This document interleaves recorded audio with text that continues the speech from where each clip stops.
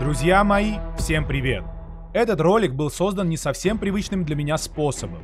Те, кто был с нами на субботнем стриме о том, как мы делаем для вас контент, уже знают об этом. Мы в прямом эфире озвучили текст для этого видео, свели звук, смонтировали видеосопровождение, добавили различные элементы, чтобы было интересно смотреть. Общее время создания около 4 часов, плюс примерно 1,5 часа на написание самого текста и его проверку, а также подготовка картинки к превью этого ролика. А теперь вернемся к основной идее этого видео – показать вам героев 8-го поколения в бою на тропе. Это просто развлекательный формат, и многим игрокам из штатов, в которых еще нет какого-то поколения, интересно смотреть, как ведут себя герои на тропе. И напомню, что в одном из своих последних ответов разработчики сказали, что обдумывают возможность повысить скорость прохождения тропы исследователя. Игроки предложили вариант с использованием режима рейда, как в событии подземелья. Этот и другие ответы на вопросы вы можете найти в моем ролике «Ответы разработчиков» от 19 ноября. Ссылку я оставлю в описании. Тройка героев 8-го поколения — это пехотинец Хэнк, наездник Кортни и ее Мэйкун, и охотник Тина. Начнем по порядку. Хэнк — пехотинец, а как мы знаем, именно герой-боец может передвигаться по карте во время боя. Первые два навыка — спринт и удар с разворота. Когда Хэнк бросается в направлении цели, он наносит дополнительно почти 7500 урона. И удар с разворота тоже наносит близкий по значению урон.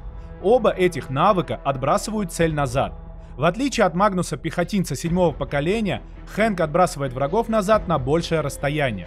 Для прохождения обычной тропы это дает нам преимущество. То есть у нас появляется время на то, чтобы герой восстановил свое здоровье, пока зараженные приближаются. Хэнк может самостоятельно восстановить почти 15 000 здоровья и в качестве подготовки к следующему раунду сражения увеличить оборону на 10%. А в сочетании с героями, которые восстанавливают здоровье всей командой, это позволит нам дольше продержаться в битвах с большими боссами. Например, кот Кортни может зализывать раны пострадавших бойцов. Но для подземелья и карнавальных зараженных Хэнк не подойдет, так как в этих событиях в большинстве случаев нам нужно держать врага на близком расстоянии от команды, или же не давать врагу убежать. Следующий герой — Кортни Янг. Она, как и Дин Кардини, увлекается картами, и не просто увлекается, а была тарологом до апокалипсиса. Каждые 11 секунд она способна взять под контроль разум зараженных, тем самым заставляя присоединиться их к команде. Однако этот ее навык не работает на боссах. Дьяволенок, кот Кортни, как я уже сказал выше, зализывает раны пострадавших в бою героев и восстанавливает им очки здоровья. Ее взрывающиеся карты не менее опасны, чем горящие карты Кардини. Она бросает их каждые 5 атак и взрывает цель, нанося урон главному объекту и окружающим врагам.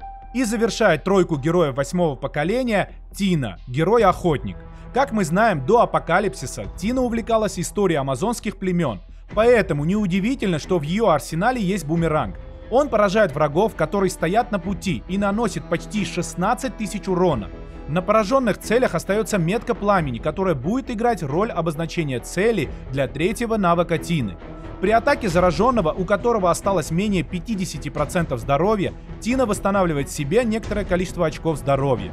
Последний навык этого героя — смертоносный охотник. О чем я и говорил в первом навыке, атака знаком пламени увеличивает урон примерно на 3000.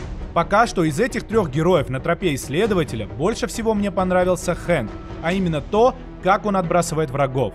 В описании к этому ролику я также оставлю ссылку на видео с историей героев и ссылку на стрим с тестом формаций. Как мы знаем, следующее поколение героев выйдет не раньше Нового года.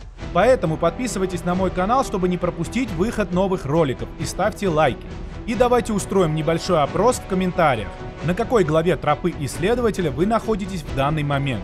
Понятно, что в более старых штатах многие завершили ее уже давно и лишь добывают на ней учебники по тактике для повышения уровня героя.